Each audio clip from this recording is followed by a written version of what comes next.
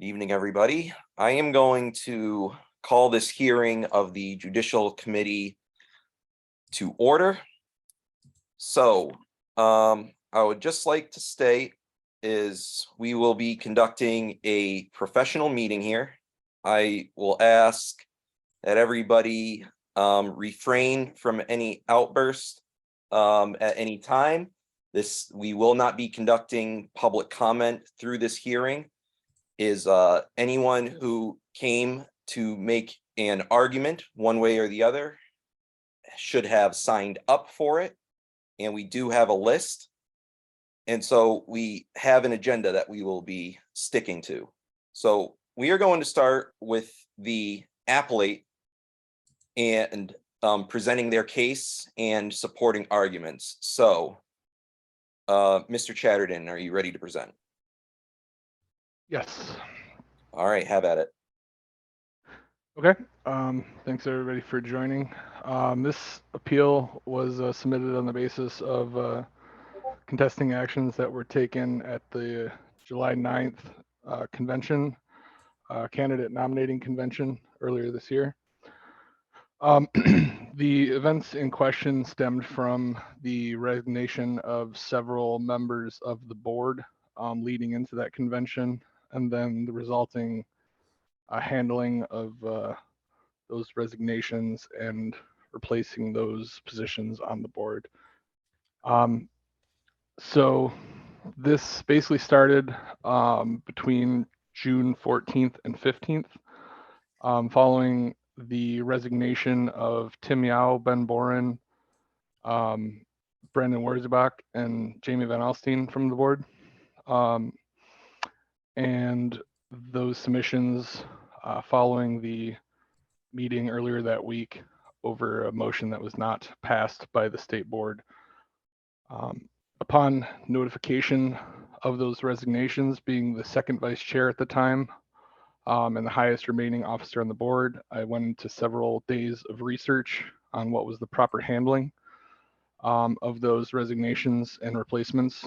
And over that several days of research, found that we had a very messy situation in our bylaws with a great number of issues covering a whole wide array of areas with execution of party business.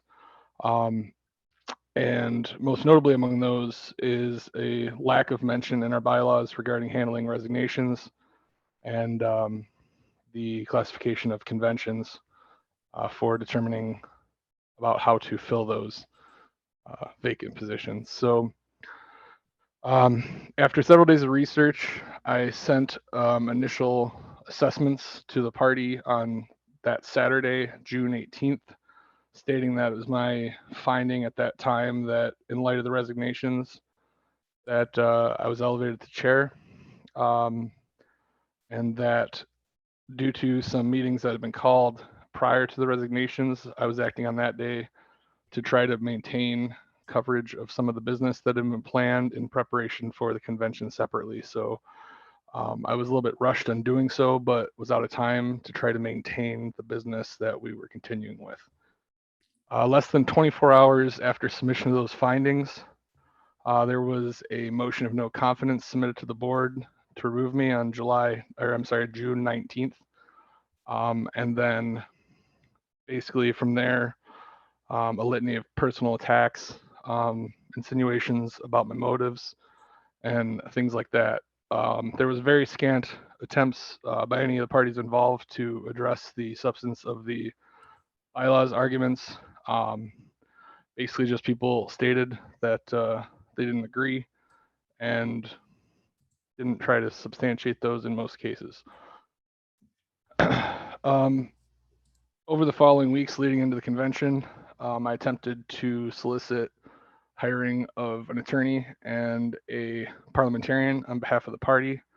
The attorney was to clarify some of the questions related to handling of the resignations, because the party, it was discovered, unbeknownst to any of the members of the board, had a incorporation in 2005, if I recall correctly. And due to that incorporation, which had been renewed throughout that period from 2005 to the present, had been renewed, and brought question of handling of resignations with regard to how our bylaws interacted with our state law and the corporate charters and such.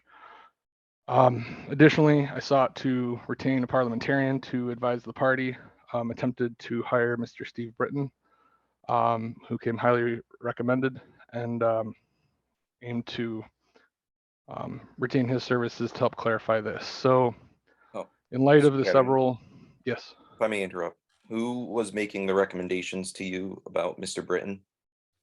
I believe JJ recommended Mr. Britton.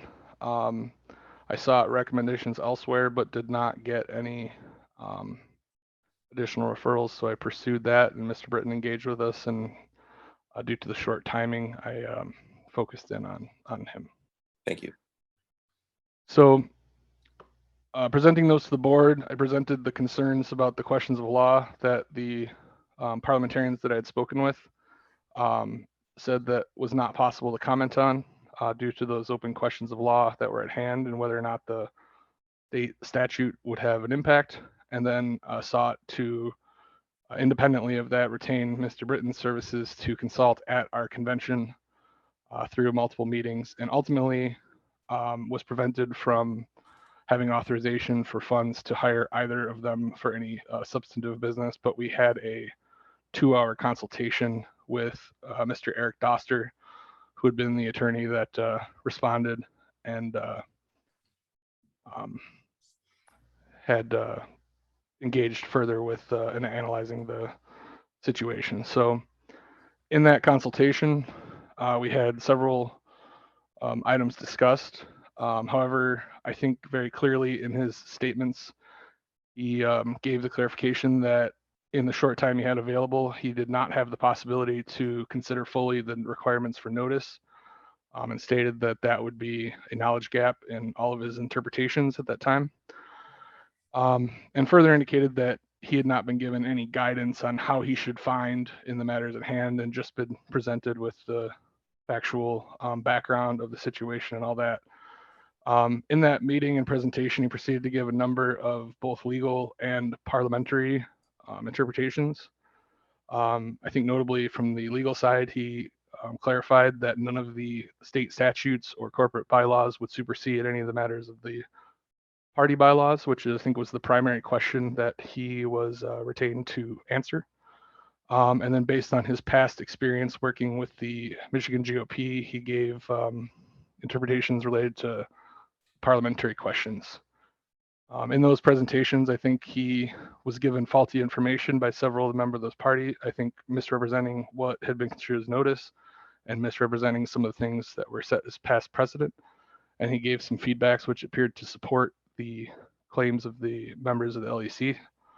However, when taken in conjunction with his explicit statement about lack of consideration of notice due to the constraints in the situation, I think gives a very different perspective, and I think very much supports the claim that notice essentially just invalidates his statements that some of the actions would be permitted in light of bylaws and notice requirements. So he further clarified, several members asked him if basically the convention body reigns supreme in these matters. He gave a general answer that yes, they do. However, he very clearly qualified that to say even the convention body cannot violate the bylaws. I've included the video clips of those particular statements with my submission. Those are included in the public folder that's available to all the members of the party to review those statements from that meeting. So following that meeting, we did not hire any parliamentarian, and we did not engage further with Mr. Doster beyond that. And we proceeded to convention, at which point in the very beginning of the convention, I made clear the opposition to the conduction of that business, the election of officers, the removal motion for myself. I cited Roberts and I cited our bylaws that made those items clearly out of order. And in light of the composition of the body of that convention, making clear that they wished to proceed with that business anyway, My only ethical course as the chair at the time was to step aside, voice my dissent to that course of action, um, and allow business to proceed so that the other needed business of candidate nominations could proceed. So after my stepping down, the body proceeded to bring in the removal motion and the election of officers without notice. So in arguing the dissents to that position, I guess in summary of that, my argument is that because of that lack of notice, the business conducted at the convention for electing officers and for removing myself from the board was out of order. Is my assertion that that convention on even number of years is not a regular convention and requires notice for business that is conducted that goes beyond the defined scope of those conventions. So either the National Delegate Nominating Convention or the Candidate Nominating Convention at question. I'll leave the bylaws specifics and parliamentary specifics supporting that point to JJ to address in his statements. However, the arguments against that, I have some kind of responses based on the submitted opinions. First and foremost, to address the submission from the LEC and several other undersigned members. So this was submitted under Joe Brungart and undersigned on the share drive. Made several claims that I wanted to address. First of all, they make the claim that the JC does not have the authority to overturn these actions, which is simply false. Per our bylaws, the Judicial Committee shall decide cases involving alleged violations of these bylaws or resolutions. This is very simply a case of that. I'm alleging that the convention violated our bylaws and the requirement for notice to members and violated the rights of absentees to carry out this business. And as is very clearly defined in our bylaws, that is specifically the authority of the Judicial Committee. They further claim that because the appeal was delayed from the time that it occurred, that it loses merit. I will dispute that claim to say that I did very specifically cite these measures on the convention floor and laid out how they were specifically in violation of the bylaws, that you cannot violate the bylaws even as the convention body. You can only amend the bylaws if you wish to act differently than what they demand. And that clearly was not done, as it is not permitted to change our bylaws in even years. Furthermore, Robert cites that for an ongoing violation, the appeal can be made at any time. It does not need to be made timely if the violation is ongoing, and given the fact that the current leadership of the party is an ongoing violation, it would mean that until the next regularly scheduled election of that full board, this would remain timely to present.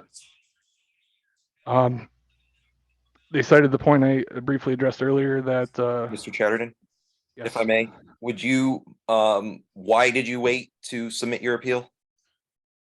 So I waited to submit the appeal on the basis that I had the concern for the validity of the nominations for candidates that were made at that convention. Part of our state election law is that all nominations to run for office must be signed by the party chair when submitted from convention. And I had the concern that given the heated nature of Michigan's elections, that if it was made public that the election of a chair was called into question as to being potentially invalid, that would have given an excellent opportunity for the Republicans to take action legally. And I think would have very likely resulted in all 40 plus of our candidates that were nominated at that convention potentially being thrown off the ballot. And despite the wronging of our members' absentee rights, I felt that was also a very important consideration, that despite my own removal and the violation of rights, that it would not be an acceptable outcome if in trying to correct those that we resulted in all of our candidates being removed from the ballot. So I took that to force me to wait to submit that appeal. And I submitted the appeal very promptly once the elections had been passed and certified, so that they could not be affected. Unfortunately, none of our candidates were elected, so it would not have mattered that were nominated from that state convention. So we did have some candidates elected that were nominated at local levels and would not have been affected. But so see, going back to the addressing the points from the LEC's response, it was stated that actions of the convention were unassailable. They cite per the attorney, Mr. Eric Doster. I also provided in the submission a video clip from his presentation in the Q&As where he was asked very specifically if the convention body's actions are unassailable, and he said yes, unless they violate the bylaws. Very clearly, he had other times in the presentation answered that less clearly, but at another point, which I've provided the video citation for, he was completely unambiguous and answered that clearly. And it is my assertion that these actions violating notice do in fact violate the bylaws. So they go on to assert that is indeed a regular convention, which is, I think, explicitly ruled out in our bylaws. They claim that there was a submission for a member petition to hold a special convention that would add this business to the already called convention.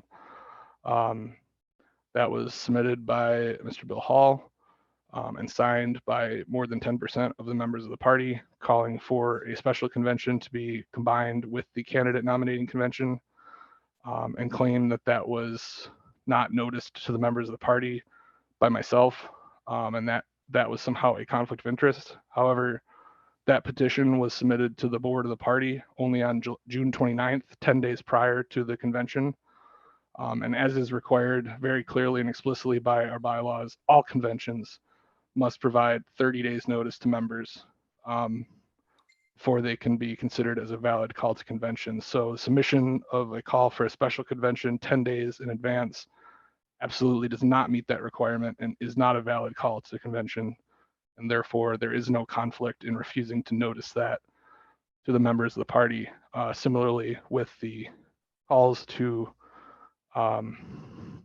announce the motion of no confidence, also submitted with far less than the 30 days requirement for additional business to be considered at a candidate nominating convention, and also refused to be sent to the full party because of that late submission and therefore because of being invalid. There's been further calls, I think, that serve not so much to dispute the claims in the appeal, but also a great number of claims that are submitted that state they're just based on the emotion, I think, and further past precedents that I do not think apply. And those, I think, further just kind of go to support the fact that the core claim is not, the core claim is valid of the lack of notice for these things, and trying to argue separate points that are immaterial to the question at hand, I think, just goes to show that there is not a strong argument against that. So I think that is a fine point to cap off the presentation for now, and I will tackle anything else in closing or in Q&A. Thank you, Mr. Chadden. Mr. Jacobs, you are taking up the Appellate's case, correct? Yes, I am. All right, you may proceed.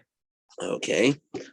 Please forgive me, I have a bit of a cold. Your bylaws state rather specifically, during odd-numbered years, the party shall hold a regular state convention between April 1st and July 31st, performing such business as required herein.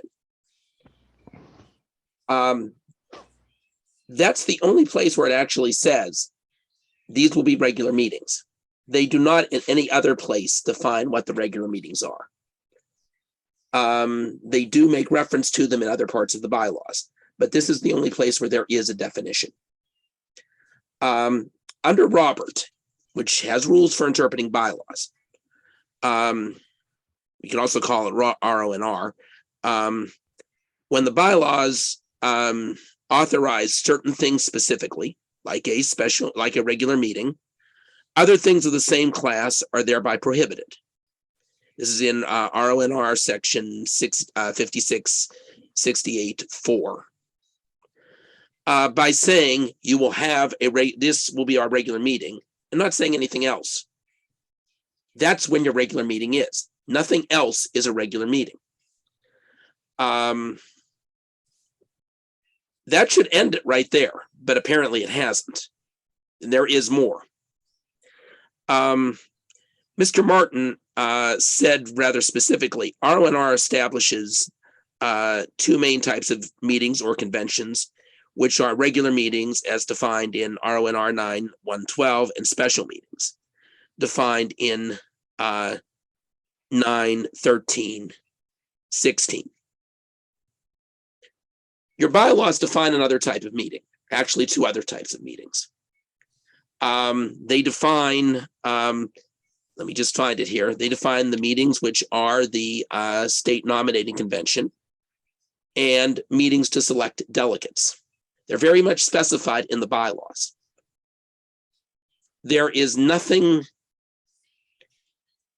else in the bylaws about these particular meetings doing any other type of business. Your bylaws supersede Robert, which is covered in Article 9, Section 2, and Robert's Rules of Order also says that. This is all that these meetings can do individually. Elect delegates to a convention or nominate candidates. They aren't regular meetings. They aren't special meetings. They are something other than they are a non-regular meeting, but they're created in your bylaws. That might sound a little bit unusual. How can the bylaws create a meeting? How can the bylaws create something? The bylaws create a motion of no confidence. If you look at the Robert's Rules of Order website, you'll see that they say a motion of no confidence doesn't remove anybody. Your bylaws say they do. Your bylaws supersede Robert. So this meeting was not capable of taking any action other than electing or other than nominating candidates. You could have called a special meeting with proper notice that would have done some of these other things, like fill the vacancies and adopt the motion of no confidence. If you gave 30 days notice, you didn't give 30 days notice. So that's where you run into the problem. Again, that should be enough, but there's also more. Robert states that when there are two possible meanings of a bylaw, the one which conflicts with or renders the other absurd, one of which conflicts with or renders the other absurd, and the other meaning does not. The latter of the two must be taken as the true meaning.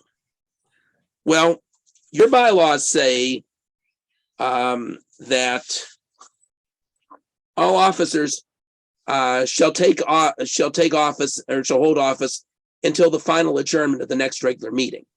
If we were to believe that this was a regular meeting, all the offices elected at a previous regular meeting have been dismissed. Their terms have ended, even though it says it will be a 2-year term, because this is hit. That doesn't work. That's repeated with the meeting for national delegate selection. That is also repeated, that's repeated for the meeting for the congressional district caucuses.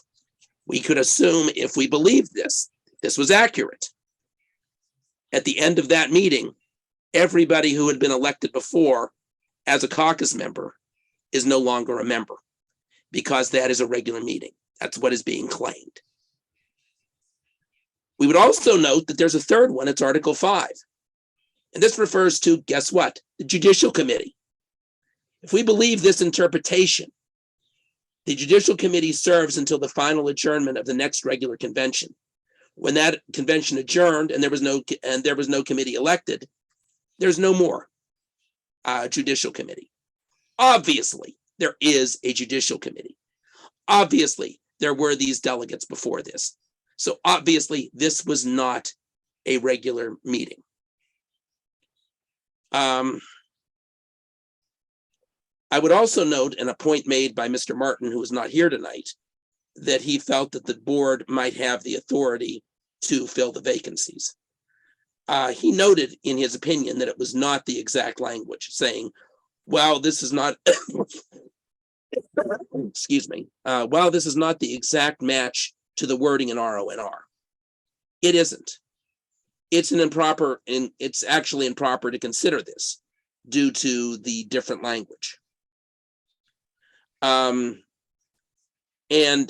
even the people that on the other side here that said we are going to elect delegates at this meeting without proper notice did say we have the authority, not the board, to elect these people. So in that particular case, I don't believe that you could consider that to be a valid action. That the board would have the ability to do this. It's also been suggested that this is custom. Well, custom cannot repair a continuing breach. Violation of absentee rights is a continuing breach. That's covered in 23(6). Anytime during the continuance of the breach, anytime these people are still in office in this term, this point of order can be raised. It conceivably, as we saw in the case of Harlow's, be raised at a future meeting of the convention as well. So this is something that would go on here. I would ask you all, and I don't have this written in my notes, to consider this. And it is a question of fairness.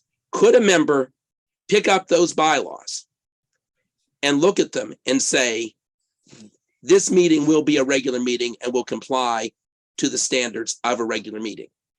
If the answer to that is no, then this meeting is improper. And I believe strongly that the answer is no to that. Thank you.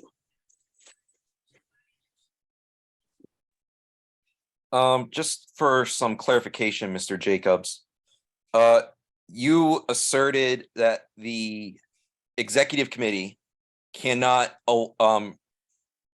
elect replacements for officers. Is Yes. that what you said? Okay. Yes, that was suggested in the opinion of Mr. Martin.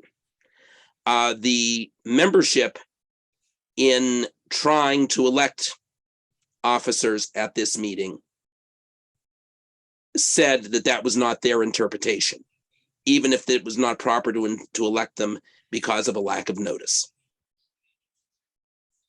Understood. Thank you. So that concludes the appellate's opening remarks and supporting arguments. So we will now proceed to the defense. I would like to start with Mr. Brungart being the signee of the case by the group. So Mr. Brungart. Sure, I'll go first. I will first note that I was just one of many members that signed that response. First, I want to start with I object to this hearing on the grounds that Mr. Nepomuceno was directly involved in some of the issues that led up to what is being reviewed and should recuse himself from this matter.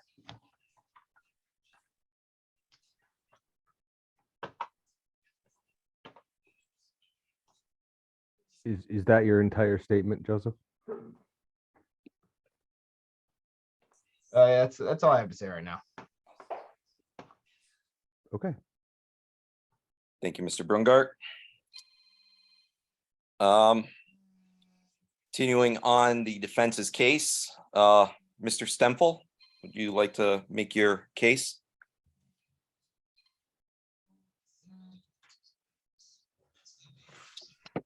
I would like to concur with Mr. Brungart, Connor. I would like to recuse yourself from this because your name is on the call to convention that did not include business in it.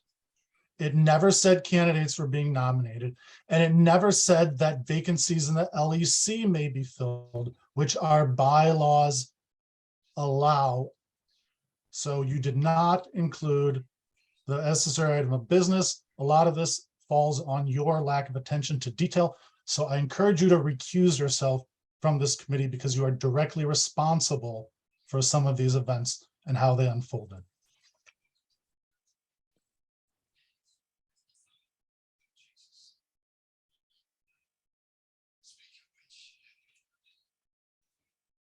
I will respond to these accusations later. Now we are making the case for your defense against the appellate. Please continue, Mr. Stempel. All right.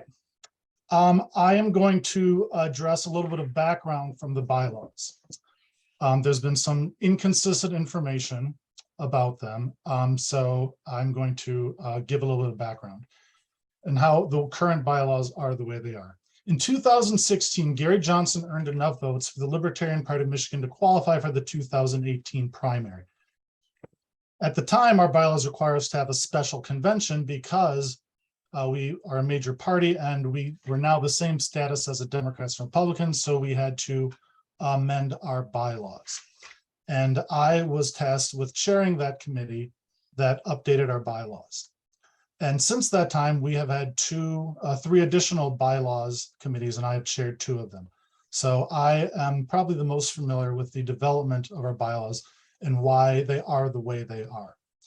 When we became a primary qualified party, we had to do some things. Among them, we changed the term in office from LEC members from 1 to 2 years. The second vice chair was we made a second vice chair position out of the political director role, which had previously been appointed. Our board also now included one person per congressional district. We did this to accommodate state election law. We also had to adjust our convention schedule. And this is where a lot of this confusion arises. Prior to our major bylaw overhaul, we used to have just referred to as an annual convention where certain performing such business as required herein. We stopped calling it an annual convention because we had to split the odd year convention into two for the following reasons. We had to nominate our candidates later in the year after the primary per Michigan election law, and the national party was holding their national convention earlier, requiring us to pick our delegates earlier. So what was a normal regular convention got split into two conventions. So now, rather than having two regular conventions every 2-year election cycle, we have 3 regular conventions during each 2-year election cycle. It was unfortunate we called one a regular convention. We could simply call the other one a national delegate selection and candidate nominating because those are the primary reasons.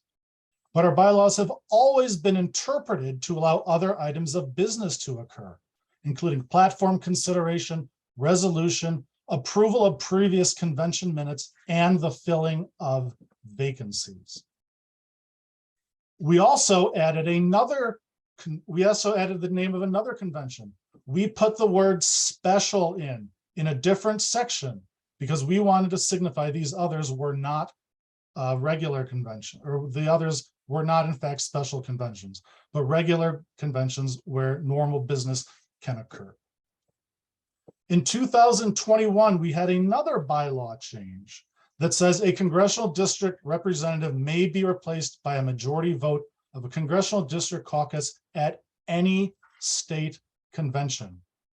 We added this last year to formalize the process that we had been using for the past 4 years. The delegates have repeatedly interpreted this to mean that they can be filled at a state convention. There's 14 people elected to serve 2-year terms. Resignations were expected. We filled vacancies in 5 of the 6 even year conventions, including in 2020 when Mr. Chatterton was elected to the LEC himself. So I'm basically arguing that this is a regular meeting and many of the notice requirements are not required, especially the congressional district rep replacement. That is unambiguous. We added that last year because that is how our body has decided that's how we're going to proceed. Thank you very much. I yield my time to. Question for Mr. Stempel. Yes, Mr. Napolitano. On the previous occasions where business was conducted, was notice sent for it? Notice was sent for additional items, but not all items. There's the notices have been inconsistent over the last 6 years. However, your notice was the only one that mentioned no items of business whatsoever. Thank you, Mr. Stempel. Mr. Canny, please present your case. Connor, should our parliamentarian go next? Was that your procedure you established earlier? Mr. Canny is also speaking opposed to the appellate. He signed up for it. I was going next to him. It's fine. I am prepared. We can proceed. I'm going to be brief. We have quite a bit going on. I'm going to try not to duplicate much here. We have a lot of speakers. I don't want to duplicate things. So there's basically 2 issues that I want to address. The first one is this regular versus special convention issue. And I maintain that this was a regular convention for a couple of reasons. The first one, I want to cite the June 30th communication from the secretary to a member submitting a petition to Libertarian Party. Now, the appellate earlier this evening said the reason for denying that was over notification. What the June 30th from the secretary to the member states is that, and I'll read from that, I was pointed to RONR 9.13, which states, a special meeting is a separate session held at a time different from that of any regular meeting. Because the July 9 convention is a regular convention per LPM bylaws 6.1, and the LPM bylaws contain no contravening clause, the notion of holding a simultaneous special convention is not permissible by our bylaws. So this quite clearly states that the board, communicated by the secretary to the member, that the July 9th convention is a regular convention. In that communication, the appellate is on that thread, as well as a communications director, neither of which offered a correction or any objection to this interpretation of our bylaws in denying the member's petition. So we can't have this both ways. This is either a special convention or it's a regular convention. And right here, our board states that this was an LPM, that this was a regular convention per LPM bylaws.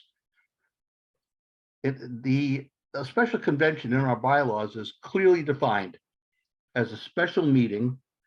It's a separate session of a society held at a time, this is RONR 913, held at a different time from any regular meeting and convened only to consider one or more items specified in the call of the meeting. Notice that the time, place, and purpose of the meeting clearly and specifically describing the subject matter of the motions or items of business to be brought up.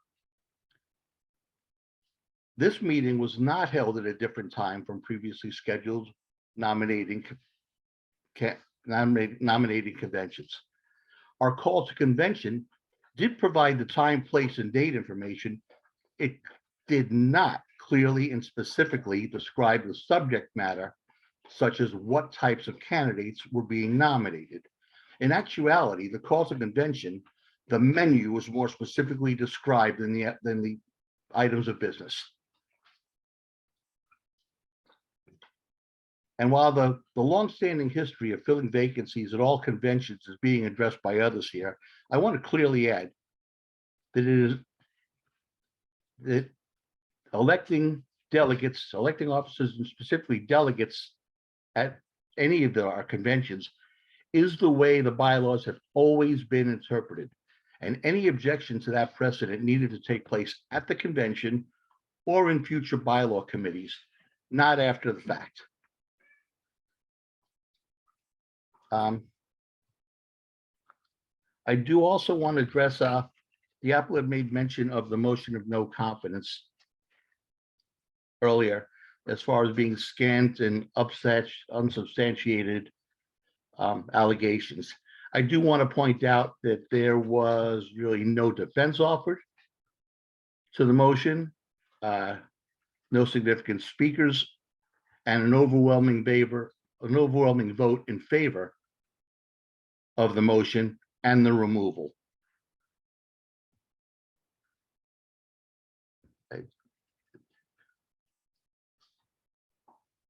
And then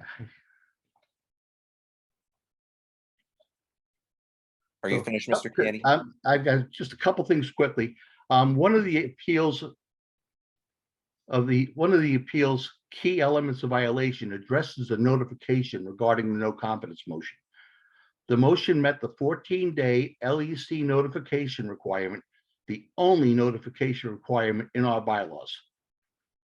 As far as additional communication, the communications director refused to send out an additional notification to the party members that the secretary directed to be sent. That communications director is a member of this judicial committee and cannot be unbiased on this matter. Another key element of the violations from the appellate is that the candidate nominating committee that occurred on July 9th was a special convention as defined by LPMI bylaws. While that may be a subject of interpretation after the fact, the communications director was a party in the 630 communication thread from the secretary denying a member's special convention petition due to the 7-9 convention being a regular convention per LPM bylaw 6.1, and he did not offer a correction or an objection to the interpretation that this was a regular convention at that time. Again, the communications director is a member of this judicial committee and cannot be unbiased on this matter. And lastly, I'm going to make a statement here. And as a side note, my Gmail is locked out. I can't access it for 48 hours while it's being unlocked.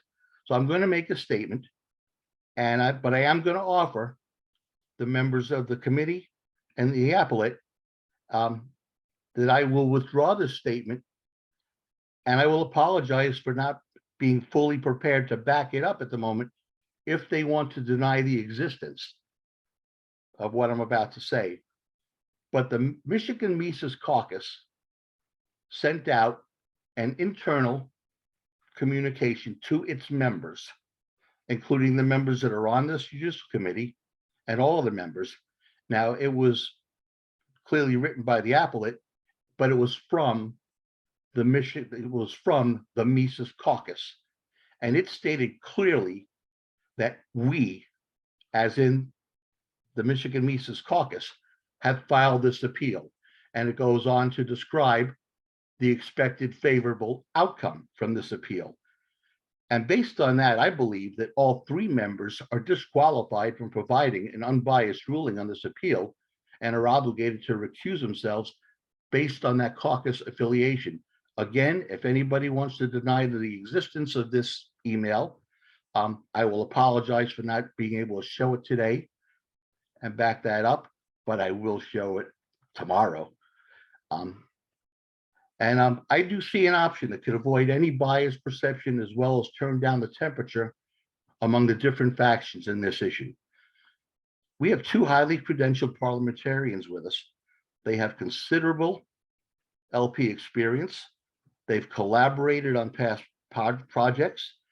And I suggest that as a party, we lean on them to collaborate once again on a third-party decision, taking any perception of bias out of this decision, and we can move forward, hopefully, as a group based on a third-party decision. And I'm finished. Thank you. One thing that would help me, Dave, I'm trying to get my mental order right. Did you say that the secretary was the one who stated in email that it was a regular meeting? Is that correct? Correct. On the June 30th email from the secretary with the LEC, everybody in the LEC, among others, copied on it to the member Okay, that thank you. wanted to file a petition. Mr. Canny, I don't have, I don't see that email in my records. What's the name? What's the title of that email? You know, my problem with that is my Gmail is locked up. Dave, And yeah, and it happened yesterday, and it's 48 hours before I'm going to be able to get access to it again. Oh, okay. Joe says Joe feels it's in our response, so he may have that. Thank you. If you're all set, we will move on to hearing the arguments presented by Mr. Brown.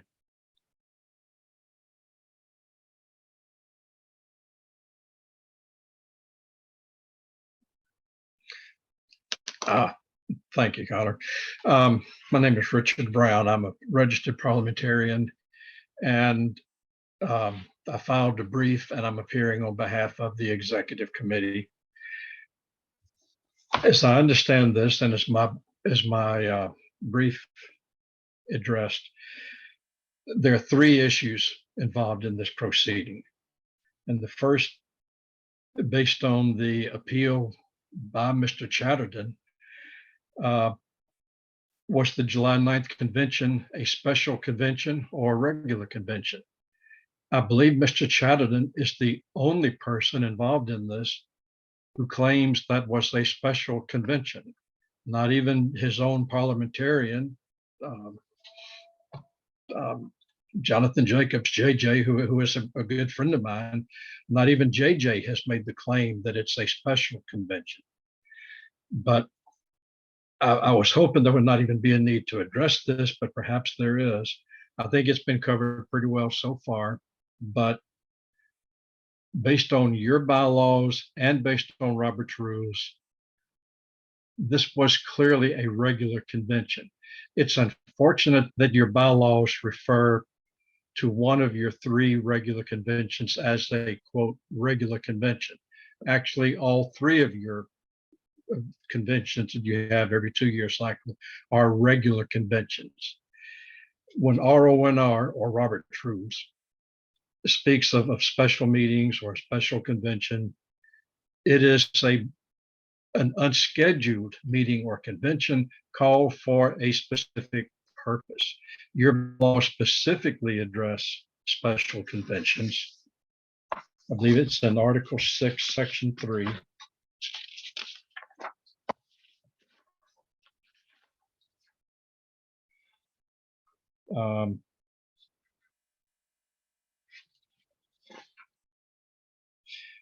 The party shall hold a special convention within 45 days upon the call of the executive committee or when petitions are submitted by 10% of the current membership, specifying the purpose for the special convention.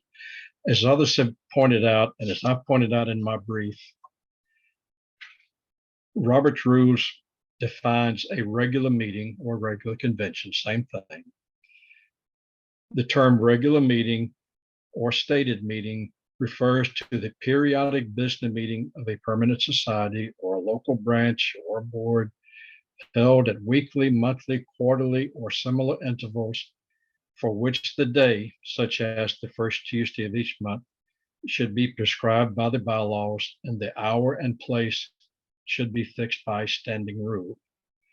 It goes on to say, to describe a special meeting as, and this is section 9:13. A special meeting or a called meeting is a separate session of a society held at a time different from that of any regular meeting, and convened only to consider one or more items of business specified in the call of the meeting. And it goes on to say that notice of a special meeting must be sent to the members, et cetera, et cetera. Both Josh Martin, who is a very well-respected registered parliamentarian, and I, in our briefs, state unequivocally this was a regular convention. It was not a special convention. JJ has not said it's a special convention, and I don't believe he thinks it was a special convention. I believe his position is it was a regular convention, but a convention at which the removal from office could not have been conducted. That's a different argument. I think Mr. Chatterton is the only one claiming this as a special convention. It absolutely, clearly, without a doubt, was not a special convention. Moving on, the second issue was, did the vote of no confidence and the subsequent removal from office of the chair, Andrew Chatterton, violate the bylaws? In my opinion, no, clearly it did not. First, as both Josh Martin and I think someone else pointed out in our briefs, and then responding to the argument that only certain business could be conducted. Robert's rules is very clear in section 9:12, 9:12.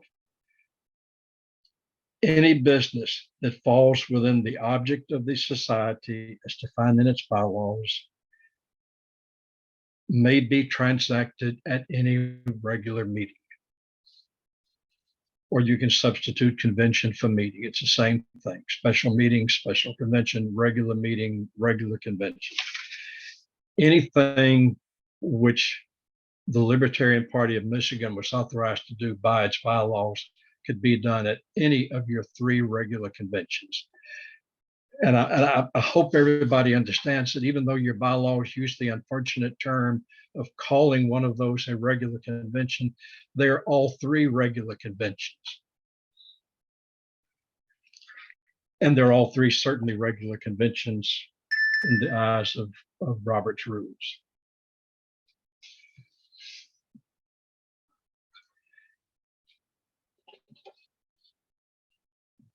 Your own bylaws, by the way, as far as the notice, well, let me get to the bylaws.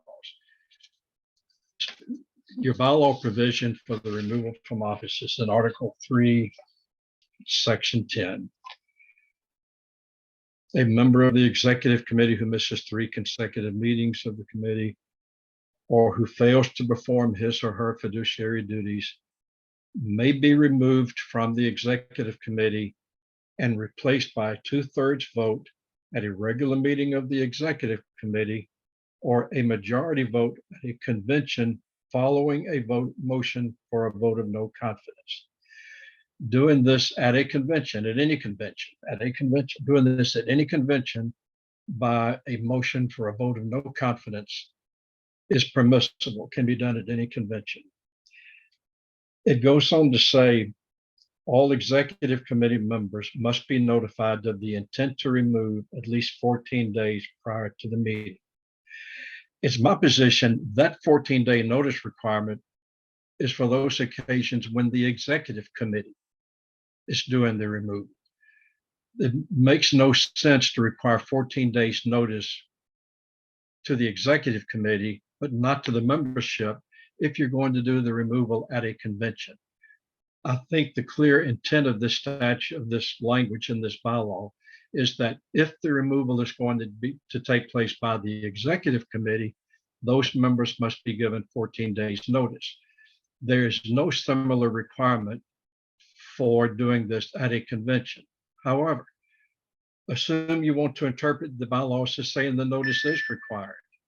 In this case, the 14 days notice was given to all members of the executive committee. So that was complied with. So regardless of whether you believe it was or wasn't required, it was done. In addition, notice was sent to the entire membership. Apparently, if the secretary was requested to send the notice, either the secretary or the communications director, for whatever reasons I'm not aware of, that person chose not to send a notice to the membership. So David Canny, a member of the executive committee, sent the notice to the membership. So not only was the executive committee notified of the intent to make the motion for a vote of no confidence, the membership was advised of it more than 14 days in advance. So regardless of whether you take the position that notice was or was not required, notice was given. Notice was given. The bylaws make it very plain. This can be done at a convention. This was done at a convention. Robert's Rules does not require previous notice for this type thing. This is not a disciplinary procedure under Robert's Rules. This is a removal procedure set out in your bylaws. That is the only requirement. There's no other provision in Robert's Rules that requires any other type of notice for removal. It is my position, as I explained in my brief, and also the position of Josh Martin. By the way, Josh Martin is an exceedingly well-respected parliamentarian.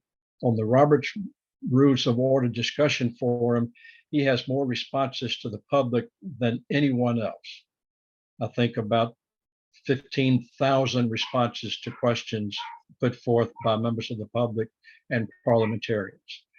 I think I'm number 3 with over 10,000. JJ is also very well respected. And then he and I have known each other through the Robert's Rules Forum for probably about 20 years and have known each other in person for several years. But Josh Martin in his brief just made it abundantly clear that number one, this was a regular meeting, and number two, that the removal from office was perfectly appropriate and did not violate the bylaws. The third item is the one that really becomes the tricky item, and that's, did the election of other members of the executive committee to fill vacancies violate the bylaws?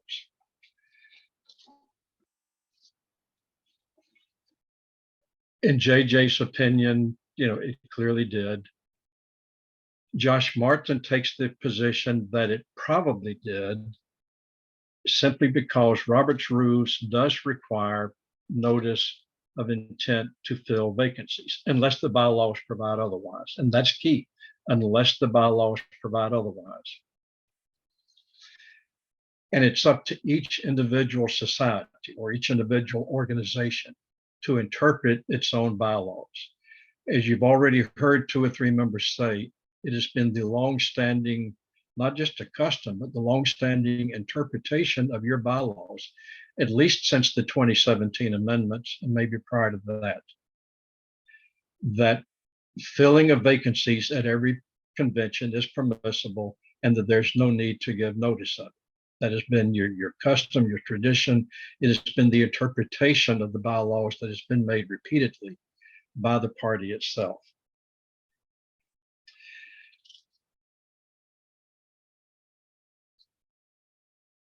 That third point as to whether the filling of the vacancies violated the bylaws. Let me get to that part of my brief.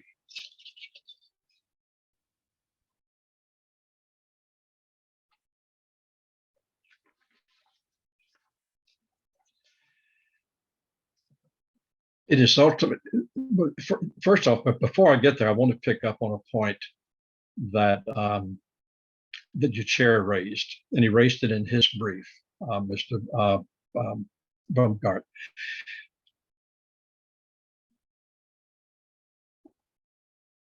I question whether the executive committee, whether the judicial committee, I question whether the judicial committee actually has the authority to rule on this.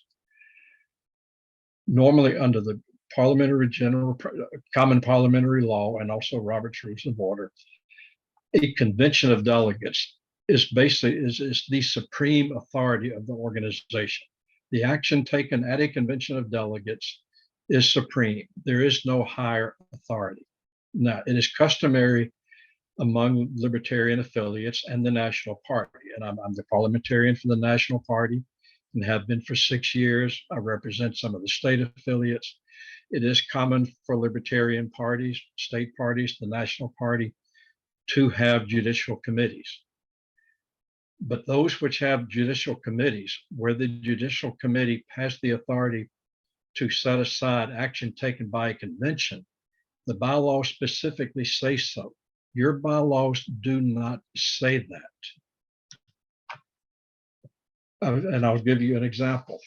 The national bylaws, set forth the authority, the jurisdiction of the judicial committee. Almost everything the judicial committee can rule on is actions of the LNC, the Libertarian National Committee. I think it is a reasonable interpretation that your bylaws, the way they are worded, limit your judicial committee to actions of your executive committee and perhaps of the officers and members of the executive committee. In the case of the national bylaws, there are only 2 instances where the judicial committee can overturn something done by a convention. That's first,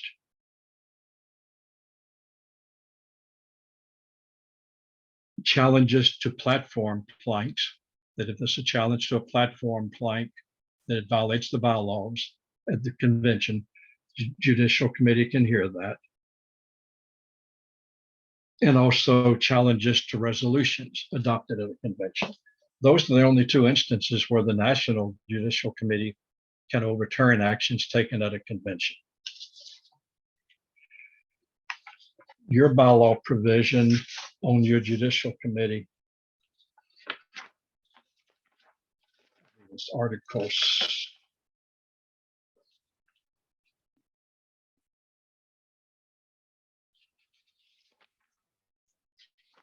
One second, let me find it here.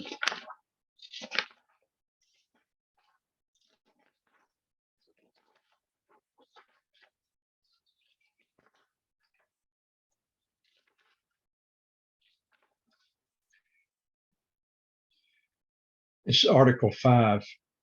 The judicial power of the party shall be vested in a judicial committee comprised of 3 party members. It goes on to say how they are selected.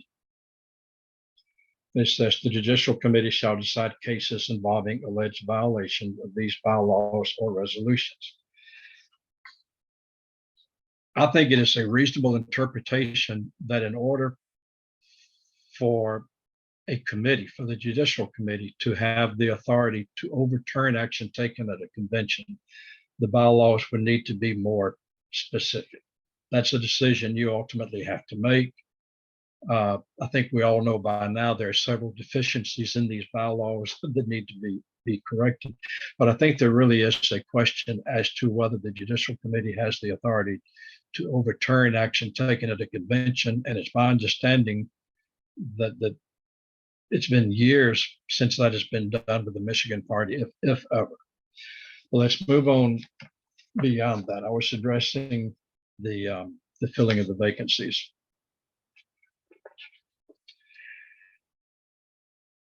Robert Roos does say, as JJ and also as Josh Martin pointed out, that notice must be, unless the bylaws provide otherwise, notice must be given of intent to fill vacancies.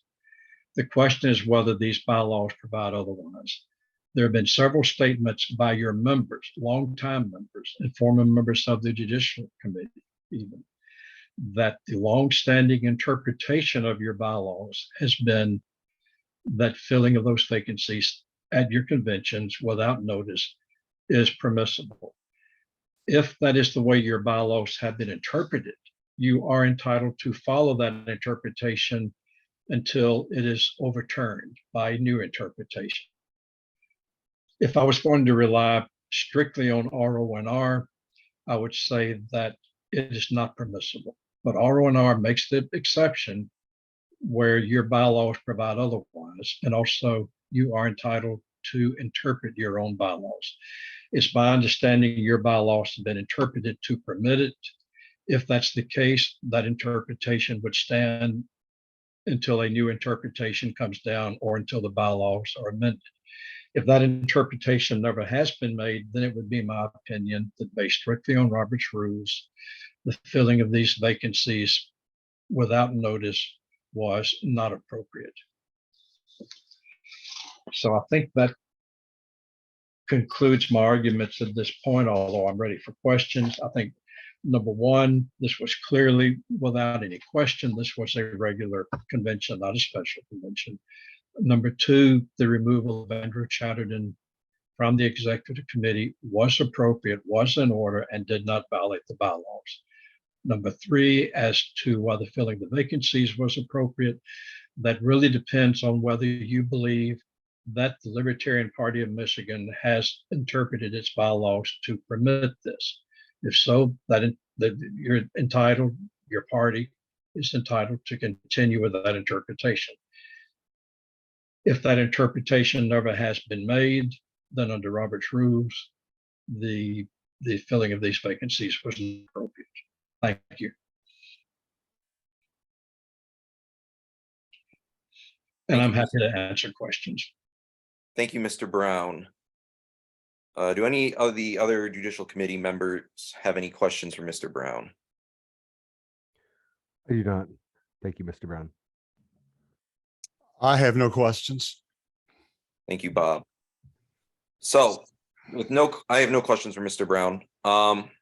Before we proceed to having a second round of argumentation, since several people made the case that I should recuse myself, I will start by first reading several pieces of Roner that deal with this case, and second, I will be making a second determination afterwards.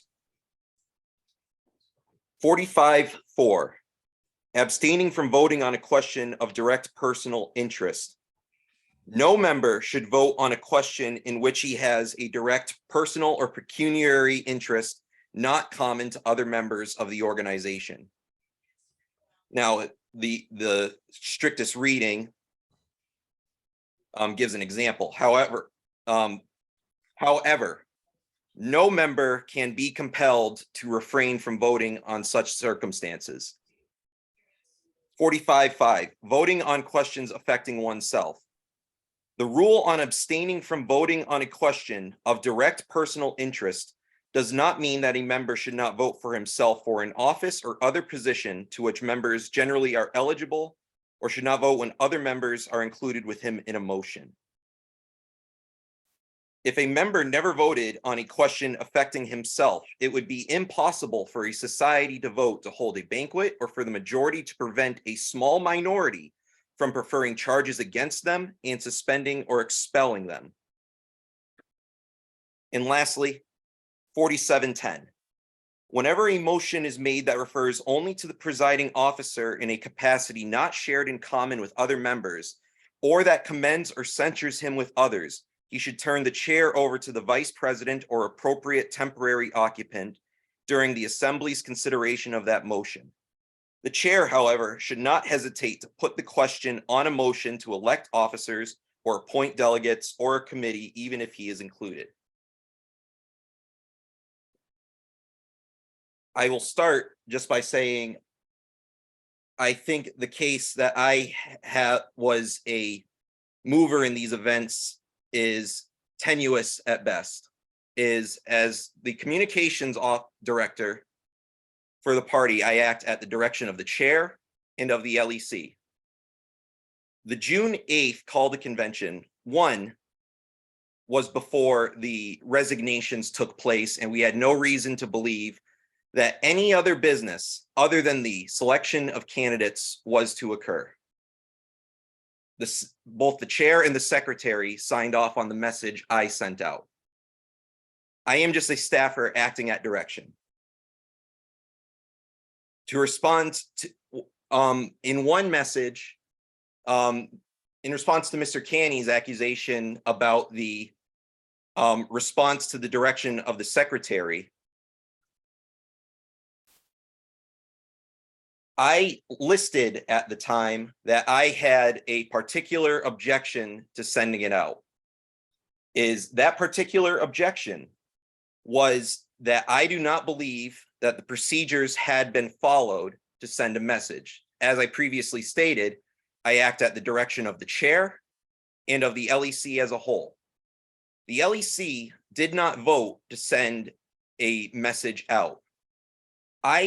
At the time, I was as confused as many here about the matters of the day. I had not made my mind up, and I was waiting for a consensus direction to be made by a vote of the LEC.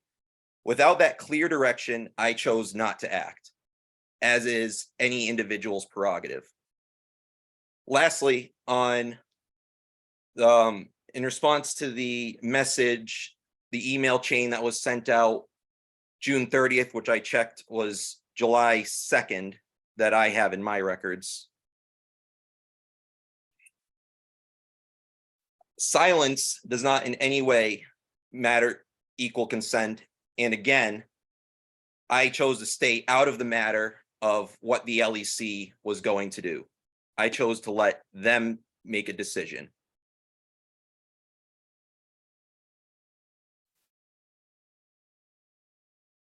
So,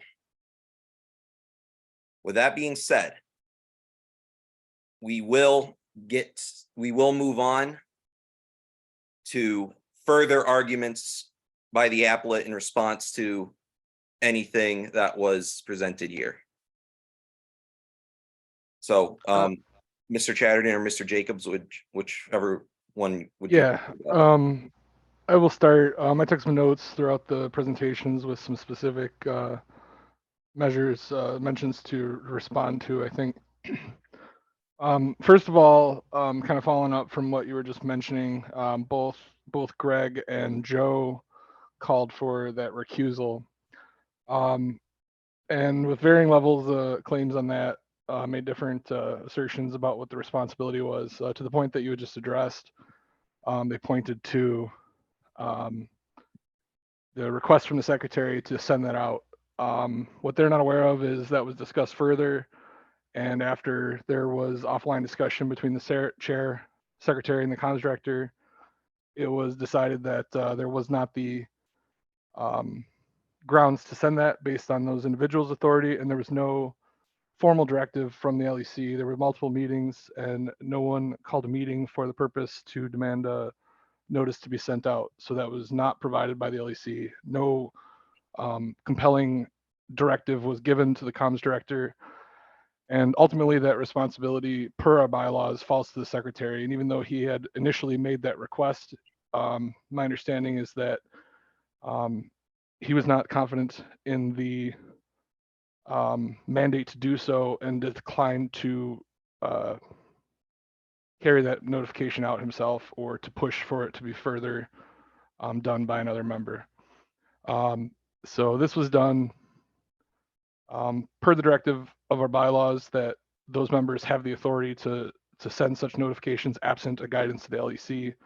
There was no guidance from the LEC in this case. So that is a moot point, and I believe fully discredits that argument from the board. That given it was ultimately the responsibility of the secretary, he chose not to act on it, and that's that. The next point with that consideration was about the content of the notices raised by Greg. He cites several previous examples of filling of vacancies at those conventions, but he glossed over the fact that in every one of those previous cases, I believe that it was included in the notice that there would be filling of vacancies that was sent with appropriate notice. That is supplementing the statement that a precedent does not remedy an ongoing violation to the fact that these elections were done without notice, as was the removal motion.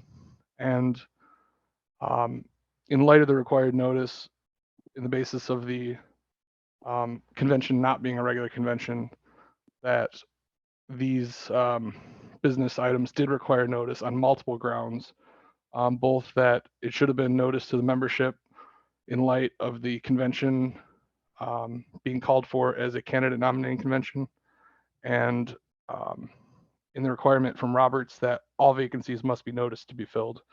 That has been cited earlier in the presentation. I also have the example from the one specifically cited from 2020, in which we had our candidate nominating that convention that year, in which several members were elected.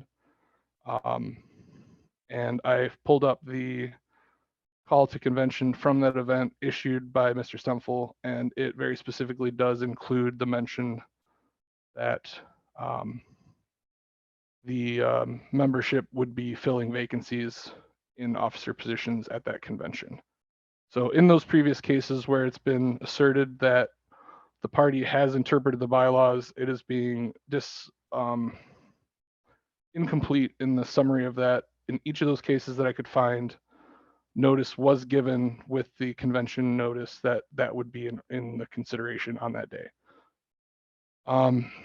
So all those previous cases, including the situation where I accepted a nomination to be a district rep in 2020, was done with notice. So even in light of that interpretation that the convention wouldn't normally allow that, that was addressed by the fact that people were informed with sufficient notice that that would be up for consideration at those events.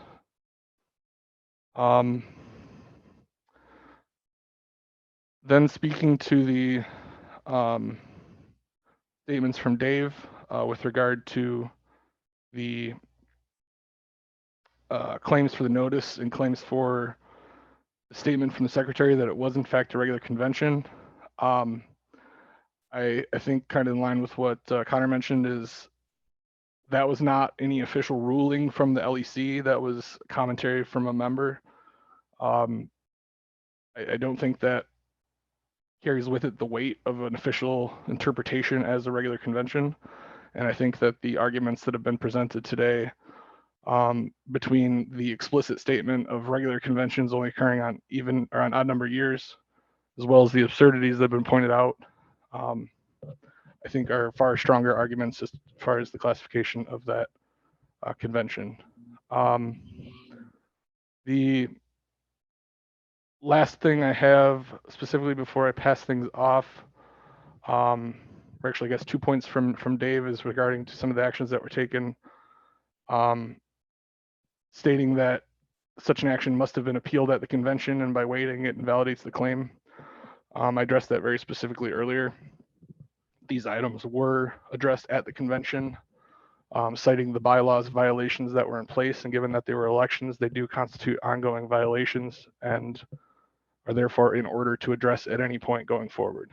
And then to Dave's point about the claim of conflict of interest in some manner of sending out a notification to members of the Mises caucus that there were going to be elections, I assert that's another red herring argument that has been just used to muddy the waters. This is not something that was sent with any official capacity of the party. It was not sent using any party resources. That's no different than exactly the behavior that he and several others have conducted around the state party in going around and telling everybody that this is a done deal and that this convention was illegitimate and that, or sorry, that this appeal is illegitimate or anything like that. They have chosen to speak to people in the state party and convey their opinions, and that action was no different. Furthermore, members of the executive committee have demonstrated bad faith by using party resources to announce the sureness of the legitimacy of their claims in this case using party resources while this process was still ongoing, far beyond any violation that had occurred the other way, of which I assert there was not.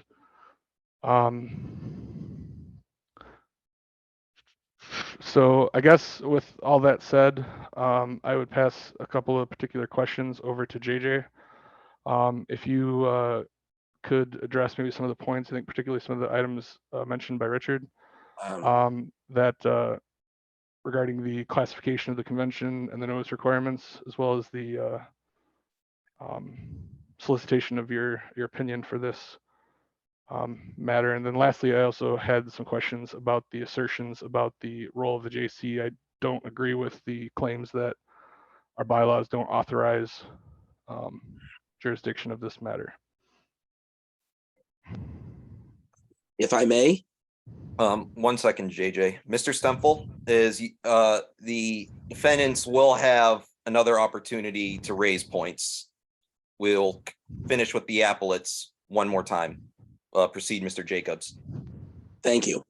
I wanted to start out, excuse me, by saying that Mr. Brown is correct on something. I do not think that this was a special convention. I do think it was a convention specifically established by your bylaws to handle one item of business. And that is exactly what your bylaws say. I think that it is a mistake, and I've seen this going out with this argument, to try to apply a standard of RONR to where they conflict with the bylaws. I noticed that Mr. Martin, just 2 days ago, actually did post something on the site where he said the bylaws supersede RONR. That is this particular case. But as I've said, I do agree with the appellate here that this is a special meeting. This is a type of meeting that is not described in RONR. It is described in your bylaws.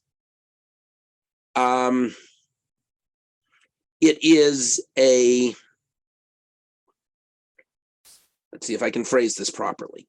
It is a meeting that only permits this particular course of action, the election or the selection of nominees.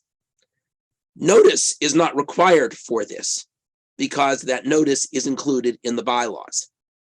Any member can pick up a copy of the bylaws or go to them online, look at that and say, hey, that's what we're going to do at this meeting.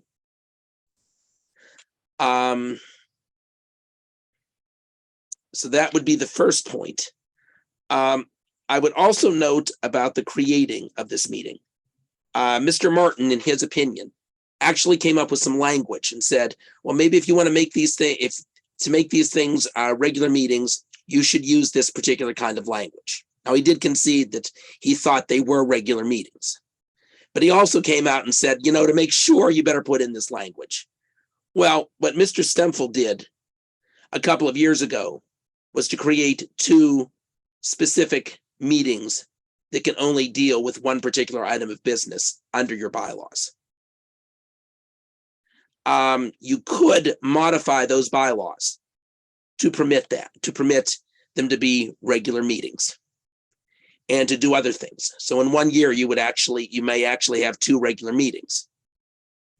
The problem is they don't exist in your bylaws currently. You actually have to put those in. This is a question of dealing with the cards that you've been dealt, not the ones that you want to be dealt.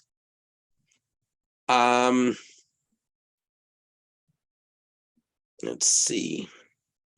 I'm just looking here. But I will also address, and I think that this did come up with the question of can the Judicial Committee hear this particular case?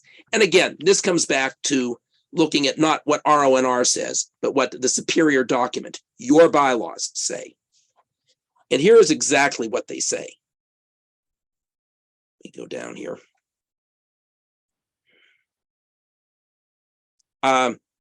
Article 5, Section 2. The Judicial Committee shall decide cases involving alleged violations of these bylaws or resolutions. Well, this is certainly an alleged violation of these bylaws. There can be no real question about that. And certainly this is something where this Judicial Committee has jurisdiction. It is also the case that that as long as the breach does occur, perhaps at a future convention, this the issue could be raised. That's covered in section 23.6. And custom has really nothing to do with that. That is always the main point. In this particular case, your bylaws give the Judicial Committee the authority to deal with this.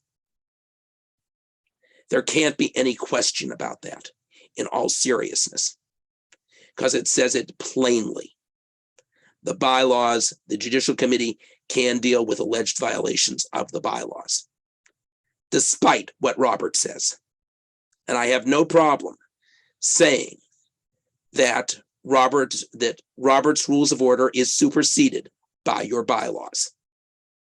That is not some sort of a heretical statement from a parliamentarian. In fact, I said that in the first paper I ever published in this field almost 30 years ago. It's peer reviewed as well. This is something that should be very, very clear. Your bylaws supersede Robert. I don't know if I mentioned the notice. I think I did mention the notice as well.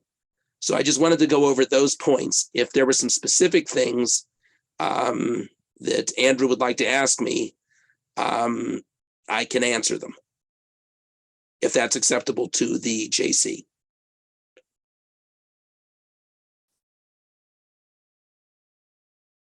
And I hope I'm not on mute. No, You're not on mute.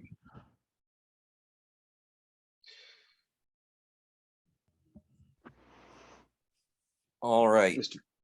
If Yeah, thank you. Mr. Jacobs is finished, we will give the defense one more opportunity to respond to arguments. Mr. Stempel had raised his hand previously. He may proceed.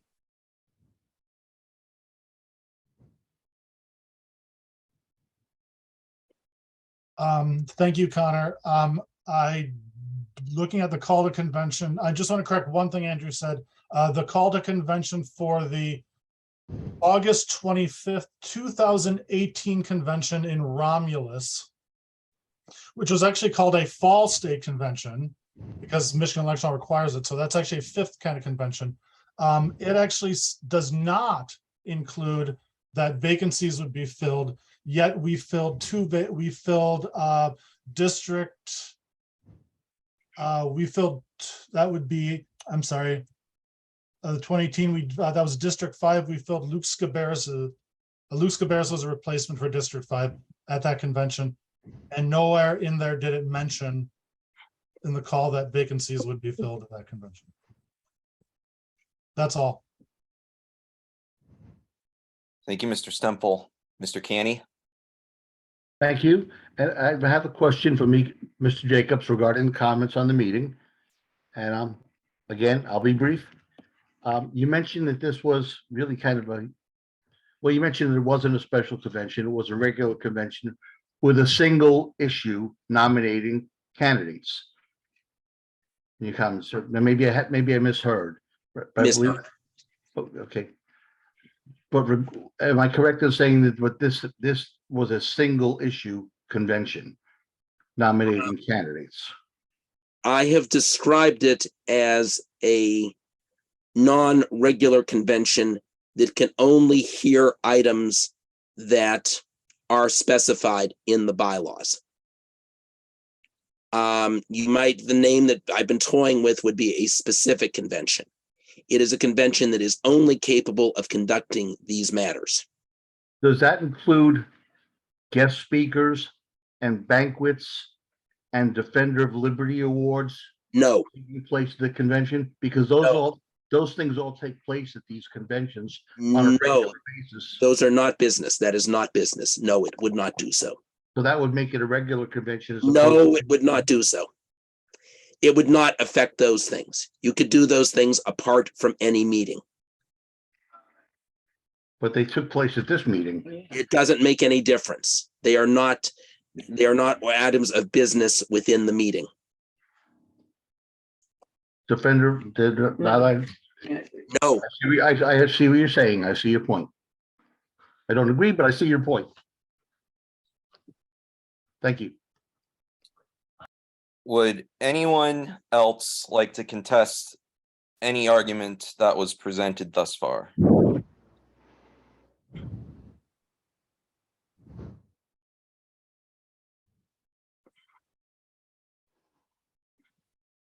Okay, I will go once, twice, 3 times. Okay. If no one else wants to present a case, we are going to call this hearing completed and adjourned. The Judicial Committee will be meeting and discussing our findings over the next week or so. So we will come to a conclusion shortly. Thank you, everybody, for your time. Have a great evening. And